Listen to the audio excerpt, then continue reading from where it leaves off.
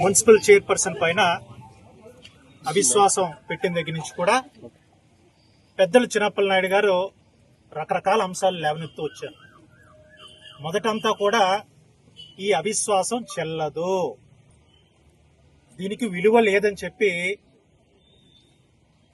Counsellors అయితేనేమి, బొబ్బిలి ప్రజలనైతేనేమి తప్పుదో పట్టించడానికి ప్రయత్నం చేశారు. మరి ఈరోజు కోర్టు తీర్పు మనం చూసాం.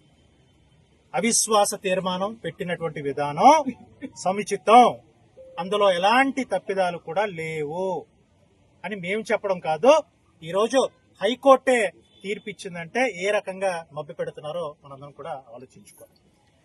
ఈ సభాముఖంగా పత్రికాముఖంగా ఈరోజు ఎన్సీ మోషన్ మూవ్ చేసి దాన్ని సక్సెస్ చేసినటువంటి 21 మంది ఓటర్లకు కూడా నేను శిరస్సు ఉంచి నమస్కరిస్తూ,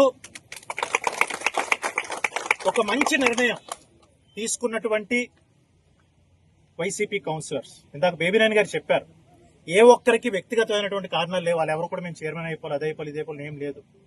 వేచి చూశారు, 4 సంవత్సరాలు వేచి చూశారు. ఈ చైర్మన్ తాలూకా పరిస్థితి మారుతుందా?